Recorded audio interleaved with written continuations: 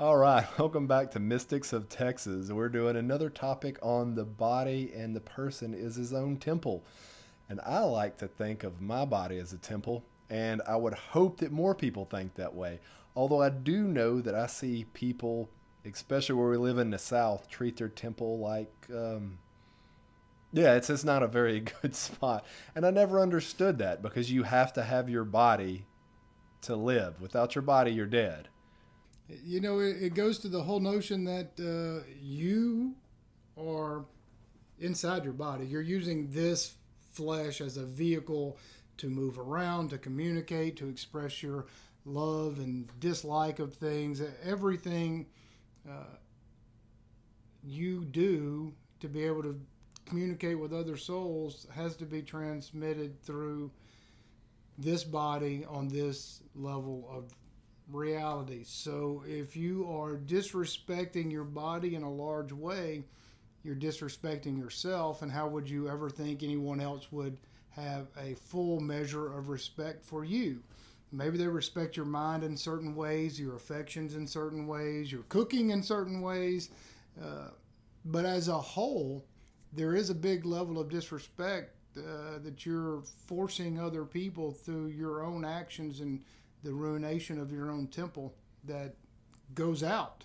And you can go almost anywhere in the United States and they're just rotted, crumbling temples of flesh everywhere you look. Which is really it's mind-boggling considering the situation that we find ourselves in with this thing that's happening, especially with you get I'm so concerned with my health, I need to put something over my face, or I need to get some jab, some medical procedure that's forced upon me because I care about my health, when obviously you don't care about your health or your temple. But it's funny, my wife and I, Ashley, which is here with us today, we were talking about this last night, is people want to take the easy route out. It's like, oh, well, I know that heart disease is the number one killer for the last decade, well, 3 decades in the United States, but man, that celery stick sure doesn't seem like that's tough. I should probably get a shot. Can you prescribe me a pill to do that? Sure, I've got high cholesterol, but man, pork chops are good. I think I should probably just take some odd chemical that some scientist cooked up in a laboratory. I just wanted to take the short route. What can I do to give me the maximum amount of leisure time and just, I just want to lay around and be a slob my whole life. How can I do that and still live longer? I really got some more seasons of Shameless to watch on Netflix. Right.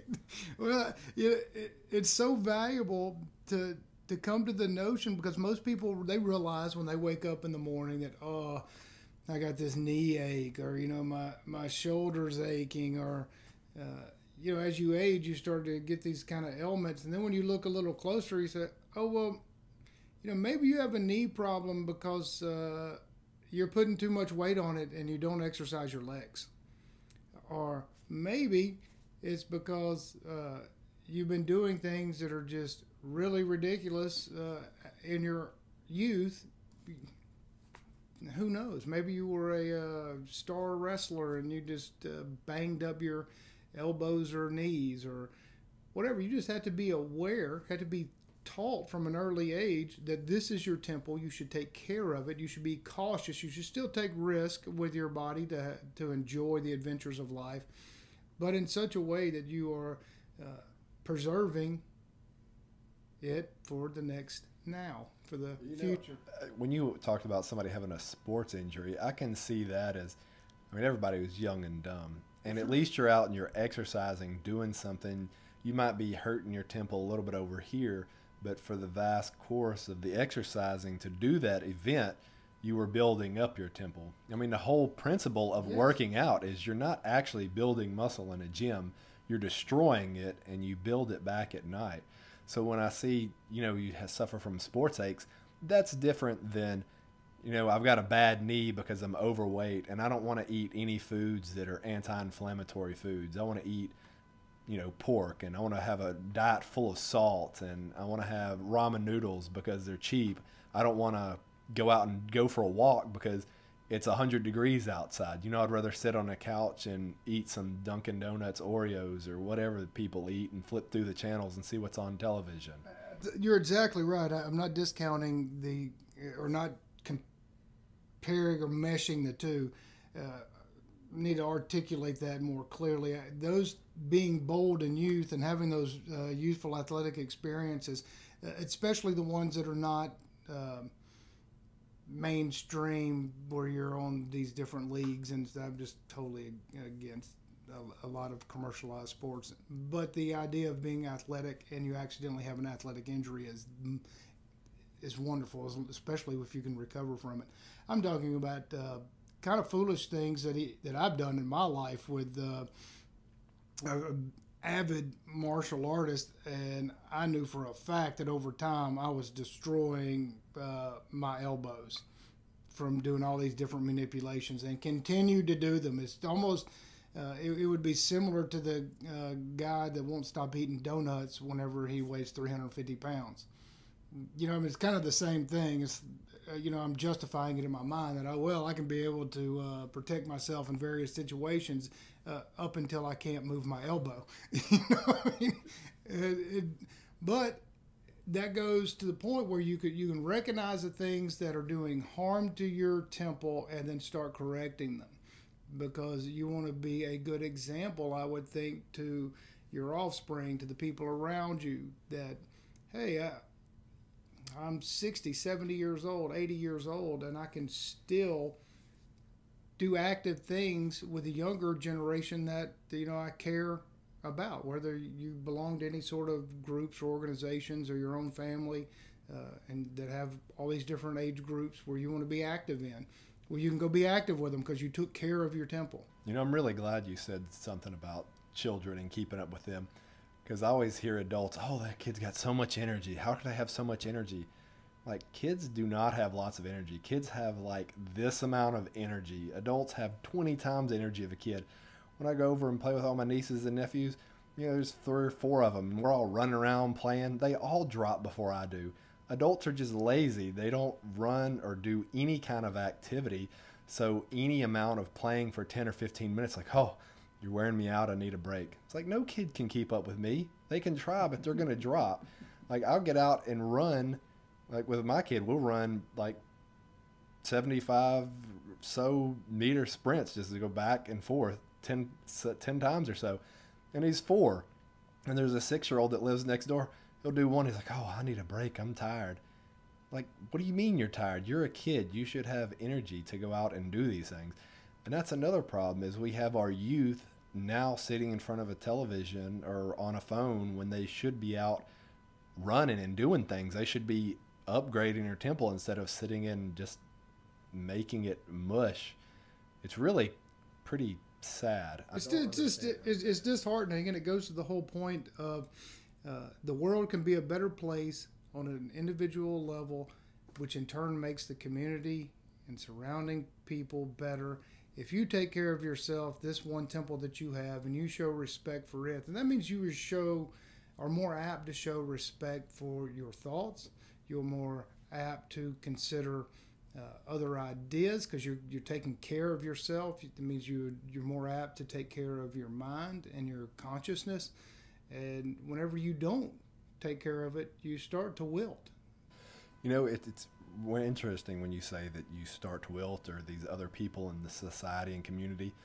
I've found this with people that have lost weight, and they have talked to me about it, and they said, you know, people always ask if I'm sick now, and really I was just trying to get healthy. People think, oh, you know, what's wrong? You lost a lot of weight. You don't look good. No, you look better than ever. You look great. You should be trying to take care of yourself. Or when we switched from eating meat to not eating meat, people's answer is, oh, where do you get your protein from?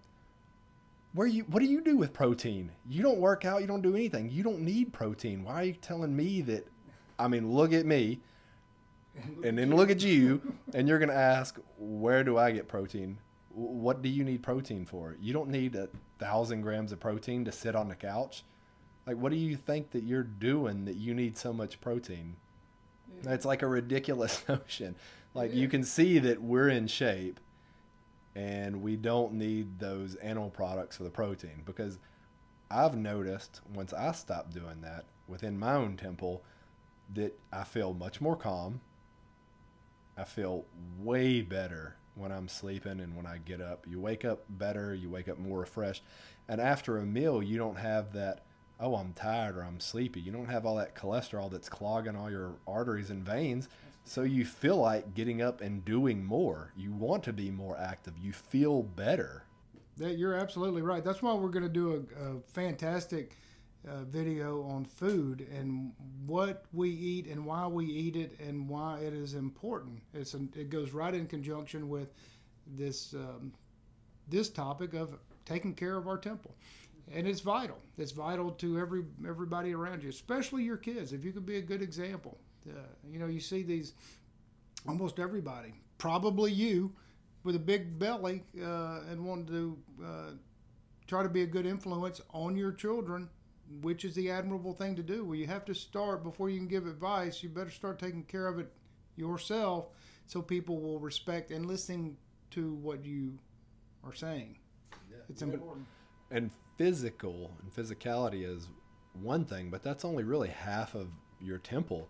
I mean, you have a whole nother organ up here that's responsible for all your thoughts, feelings, and actions, to treat that with the same amount of respect as you would your body. I mean, when you talk about treating your body as a temple, there's all these things that you put into your body that hamper your mental space. Like what we do with kids, we say, oh, they've got ADHD and they need to be on a zombie medication so they don't want to, get up and move in class. Well, no, kids are supposed to get up and run and do these things. That's what they're for. You don't need to put them on medication so that they're little zombies and then they can't see the world for what it is. They have to sit in this little chair and learn this and do that. Whereas what you could be doing is say, get all your physical activity out, have fun, and then come back and treat the rest of your temple and fill it with all the knowledge that you want. Because if you just have a good looking temple on the outside, but there's nothing on the inside, well, then you don't have a very good temple either. I mean, there's a lot of pretty edifices out there, but if there's nothing on the inside for when you come in and look, well, what's the point of it? You touched on something that's really critical, talking about whenever you have the youth and you're not taking care of their mind and not promoting how children are supposed to learn. Children aren't supposed to sit in a class all day. I mean, the notion of that is so ridiculous, and for so many different reasons. And it's so obvious. It's right in front of your face. And so we're already telling these kids to subdue their cognition from a very early age, which is to not fully take care of your temple. The notion of, oh, well, you just need to memorize that and now you'll do fine, with no real discussion of your temple, why you are learning these things, why is this important, instead of just a bunch of memorization. And sit still, Johnny, learn how to take care of learn how to respect authority when your body and your nature and the whole maturing of your temple requires you to be a child and have that energy and to run and burst and to do these things. And instead, we're suppressing the natural growth and beauty of the temple. And that is also a shame, because then when your temple matures, well, all of a sudden there's really no respect for curiosity and higher learning. It's all, what's the next thing to watch on Netflix? Oh, that's a whole nother topic of what is being put into the youth mind and temple, but it does really deserve its own full topic here, which we will get into. Yeah. But just treating it just ourselves as our own individual and temple, I think we should think about things of, first, what do you want your temple to look like? How do you want your temple to last? Because if you have a well-built temple out of good stone, then it'll last for much longer than if you have a temple made out of mud bricks. They're not built to last. So you look at your body, you want to exercise and have a good, strong, steady edifice. Then you think, well, what is going to go into my temple? Is it going to be worth other people coming in to your temple to learn from? Are you going to want to learn from other people? Are you going to give that ebb and flow, that take of information and knowledge? Or is it just going to be, this is how I think and this is how I believe, and you're either going to get indoctrinated by this, and I'm not going to willing to do any other topic. I'm Christian. That's all I want to hear. That's all I want to say. I don't see any of your down points or any of this. This is the lock zone. Or are you going to have an open mind and a temple that people are going to want to come to from all around the world, from afar? Like, I really think of this topic as, when I see myself, not just as this earthly flesh temple, but in the metaphysical world. Or is your temple something that really exists somewhere other than here? And are you really building that? Now, you're making it here on earth, but is that something that's going to be there? Are people going to want to come in and share information and ideas with that temple? I have to think of it on a much grander scale, because I think sometimes when we're looking at this on the small scale of, well, there's the trees, and you lose sight of the forest because you're looking at one or two trees. If you step back and see the whole width and breadth of it, and you're planning your temple out, where do you want your windows to look like? What do you want this to look like? What do you want that to look like? What information do you want to be in here? Is this going to be something other people are going to like and enjoy? Is this something that, when I'm here alone with myself, is this something that I'm going to enjoy? I mean, I think anyone that's planning on building a house, they want to make it something pretty for them to look at. So as your temple for yourself, to make it something that you enjoy spending time with and on, because I think there's a lot of personal reflection that should go into building your own temple and what you want your temple to be like. Because if you don't enjoy your temple, if you don't enjoy yourself and your own company, then how do you expect someone else to enjoy you and your company? Well, you think of it as you live in your temple. So I like your notion of the big grand temple, because if you just look inside of your own temple, is your temple full of wonderful scrolls and books of every topic that interests you and other topics that you have a basic knowledge of, and they're all organized beautifully? And or is your temple a big beanbag, fleet infested cushion with new comic books of the weirdo Superman that's coming out? Or what is your temple? Is it just clogged up with nonsense and trash and garbage that you just haven't taken out because you just hadn't felt like it? Or is it organized in such a way that you can easily talk to yourself and to others and have really good, meaningful dialogue to reach higher planes of understanding? Or do you just have a flea circus in your head? When you think about it on a grander scale, it really puts our last video into better perspective of the vibrations. Like, if you think of you sitting there and me sitting there, and we both have our temples that is not ourselves, if we're looking at it on a much grander scale, I like to think of the thoughts as like little humans, little people traveling from one temple to the other, transmitting and transferring knowledge. Oh, that's got a great scroll over there. Let me look at this scroll. Let me see if I can find where I can get this library over here. I really like that text.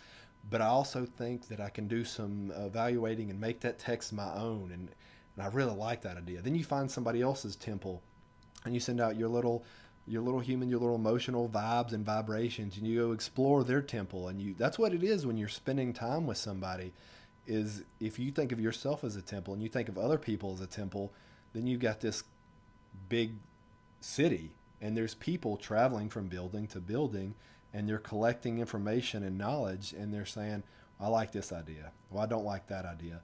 And then you want to travel and explore the world. Well, you're sending your little thoughts and your people out there to explore other cultures and other civilizations and looking at their temples and saying, I like this. Well, they do this a little bit different, but I can see the value in this. And you're sending all those little feelers and thoughts out, and then they're coming back to your temple, and then they're reorganizing it and they're making it better. What you used to see is, oh, I like that shelf over there in the corner with these books.